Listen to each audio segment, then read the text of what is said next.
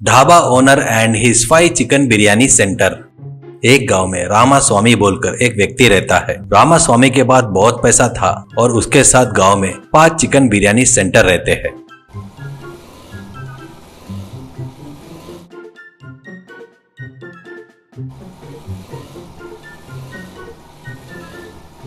रामास्वामी बहुत अच्छा और ईमानदार था। उसकी अच्छाई के बारे में आजू बाजू वाले के गांव में पता था।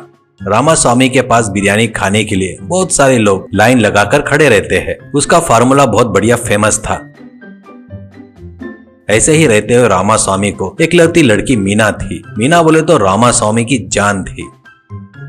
एक दिन मीना रामास्वामी के पास आती है और मीना रामास्वामी से, पिताजी आपसे एक बात करनी है, ऐसा कहती है। तो तुरंत रामास्वामी, बताओ बेटी कुछ चाहिए क्या? साड़ियाँ चाहिए क्या? गहने बनाओ क्या? करके प्यार से पूछता है। तो मीना, वो सब नहीं पिताजी, मैं रवि बोलकर एक लड़के को चाहती हूँ, उससे शादी करना चाहती हूँ। वो बात सुनते ही रामास्वामी गुस्सा नहीं होता। तुरंत वो हंसते हुए, मेरी बेटी मीना का दिल जीतने वाला कौन है? वो क्या करता है? करके पूछता है। तो मीना, पिताजी रवि के पास फिलहाल नौकरी नहीं है और वो बहुत ही पढ़ा लिखा है, पक्का अच्छी नौकरी हासिल करेगा, उसके ऊपर भरोसा है जी मुझे, ऐसा कहती है। तो वो बात सुनकर रामास्वामी को गुस्सा आता है और रामास्वामी तुरंत, देखो बेटा, विश्वास से प्यार जीत सकते हैं पर शादी नहीं कर सकते। मेरी लड़की को किसी बेरोजगार को नहीं दे सकता। कृपया करके तुम उस लड़के को भूल जाओ। तुमको बचपन से ही तेरी माँ नहीं होने के बावजूद भी बहुत लाड़ प्यार से पाला हूँ। मेरी बात की अगर जरा सी भी इज्जत करती हो तो दोबारा इस बात को मेरे सामने लेकर मत आना। कहते हुए रामास्वामी वहाँ से चला गया। रामास्वामी के बोली हुई बातों को लेकर मीना बहुत दुखी होती है।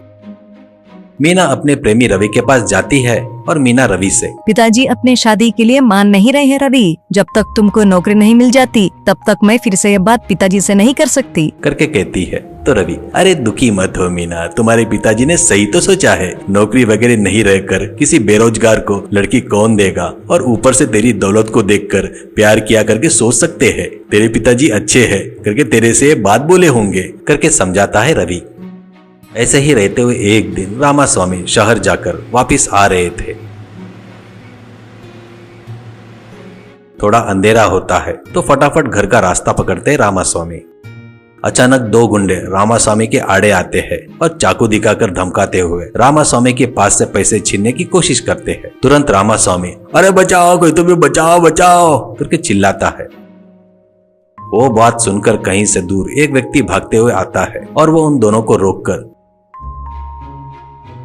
कौन हो तुम? इस बुजुर्ग को पकड़ कर ऐसे क्यों मार रहे हो? तुमको क्या चाहिए? कौन हो तुम? करके पूछता है। तो दोनों, तेरे को क्या करना है रे? तेरे को भी 2 लगाकर तेरे भी पैसे छीनूं क्या? कहते ही तुरंत व्यक्ति, ओके चोर हो क्या? पैसा बोलो ना। कहते हुए उनको 2 घूंसे लगाते ही वो दोनों वहां से भाग जाते हैं।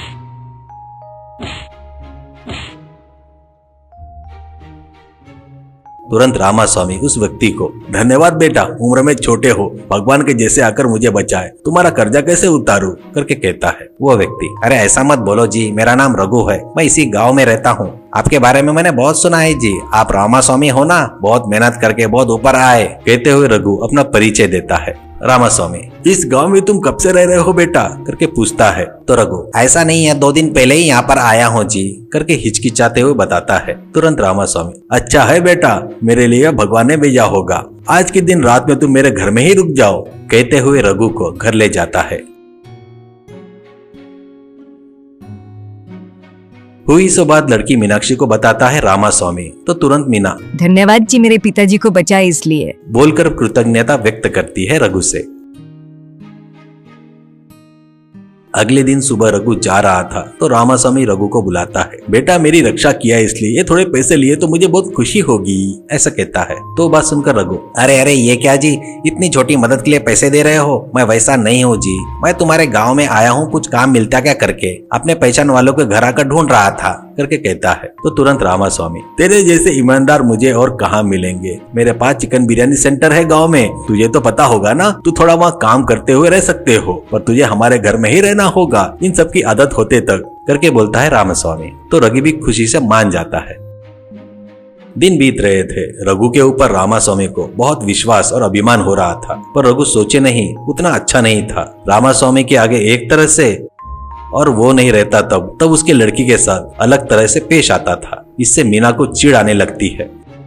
और वो रामास्वामी के पास जाकर पिताजी, उस रघु को लगे तो काम पर रख लो, पर अपने घर में नहीं रखना। कृपया करके उसे यहाँ से भेज दो करके कहती है। तो तुरंत रामास्वामी, क्यों बेटी ऐसा बोल रही हो करके पूछता है। तो मीना कुछ नहीं पिताजी, उसका बर्ताव मेरे साथ ठीक नहीं है करके बोलती है। तो रामास्वामी, तुमको एक बात बताना है मीना, वो रघु कोई और नहीं तुम्हारा होने वाला पति है, ऐसा कहता है। तो वो बात सुनकर मीना का दिल फट जाता है और तुरंत मीना, पिताजी ये क्या बात कर रहे हो? मेरी पसंद नापसंद जाने बगैर कैसे आप शादी का निश्चय कर रहे हो करके पूछती है। तो रामास्वामी, मैं तेरा पिताजी हूँ, तेरे लिए क्या अच्छा है क्या बुरा है मुझे अच्छे से पता है। ऊपर से ये बात तुझे पता होगा, इसीलिए तुम प्यार किए से व्यक्ति को मैंने पसंद नहीं करके नहीं माना करके, इसलिए तुम रघु के ऊपर आरोप लगा रही हो ना। कहते हुए इस बार लड़की को थोड़ा जमकर सुनाता है रामास्वामी। तुरंत मीना दुखी होते हुए वहाँ से चली गई और मीना जाकर रवि से मिलती है और रवि से मीना, मेरे पिताजी उस निकम्मे बेवकूफ से मेरी शादी करने का निश्चय कर लिए रवि, अब तुम ही कुछ कर सकते हो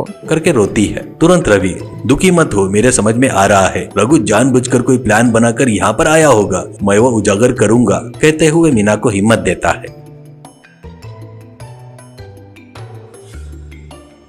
रघु से मिलकर उस बात को पता करने की सोचता है। रघु के पास जाकर रवि बात करने जाता है। तो रघु, देखो बॉस, तेरे और मीना के बीच में क्या है मुझे पता नहीं, कुछ है तो वो भूल जा, क्योंकि अब वो मेरे होने वाली पत्नी है। अब कोई भी विषय में मेरे से बात करने के लिए तू यहाँ पर आना नहीं। कहते हुए रवि को वहाँ से भेज देता है। रवि को रघु के ऊपर पक्का कुछ तो गलत कर रहा है करके विश्वास हो जाता है। तुरंत रवि रामास्वामी से मिलता है और रामास्वामी रवि को देखकर, कौन हो बेटा तुम और यहाँ क्यों आए हो करके पूछता है। तो रवि, मेरा नाम रवि है जी करके बताता है। ये बात सुनकर रामास्वामी का पारा चढ़ जाता है। ओहो, तो तुम हो क्या मेरी लड़की से प्यार करने वाला, प्यार करके मेरी जायदाद हड़पना चाहता है करके चिढ़ते हुए कहता है। तो रवि, देखिए रामास्वामी जी, मैं पढ़ा लिखा हूँ और अपने पैरों पर खड़ा हो सकता हूँ। तुम अच्छा है करके लेकर आए रघु अच्छा आदमी नहीं है, लगे तो मैं साबित कर सकता हूँ। आज रात को 12 बजे अपने चिकन बिरयानी के सेंटर के पास आओ करके एड्रेस बताता है। रवि बताए सो बात पर विश्वास नहीं रहने से रामास्वामी मन में, इसका क्या करना है वहीं देखेंगे करके सिर हिलाता है। सोचे वैसे ही प्लान के हिसाब से मीना जाकर रघु से मिलती है और रघु से मीना, कौन है क्या? दोनों थोड़े गुंडे जैसे ही दिख रहे थे। तुम उनको कुछ पैसे देने करके बोल रहे थे, तुमको रात में चिकन सेंटर के पास आने को बोल रहे थे बोलकर वहाँ से चली गई। वो सुनकर रघु डर जाता है और फटाफट रघु आधी रात को चिकन सेंटर के पास जाता है। तब रामास्वामी और रघु वहीं अंधेरे में रघु को पता नहीं चलना ऐसे चुप करते। वहाँ खड़े दो व्यक्तियों को देखकर बराबर नहीं दिख रहे तो भी उनको ही गुंडे समझकर रघु, क्यों रे बेवकूफो, रामास्वामी को डराने के लिए पैसे दिया, वो बस नहीं हुए क्या, फिर से पैसे चाहिए करके आए क्या करके अनाप शनाप गालियां देता है। तुरंत उस अंधेरे से उजाले में आते हैं रवि और रामास्वामी और तब रामास्वामी रघु की कॉलर पकड़कर, नीच कमीने हरामजादे, इतनी हिम्मत तेरी कि मुझे धोखा देकर मेरी लड़की से शादी करके मेरी जायदाद लूटा जाता है क्या? छी, वैसे भी तूने मेरी जान बचाया करके विश्वास किया करके तुझे छोड़ रहा हूँ, ईमानदारी से यहाँ से चला जा, अच्छे से जी ले करके गालियां देता है। उसके बाद रामास्वामी रवि और मीना की शादी धूमधाम से करवाता है।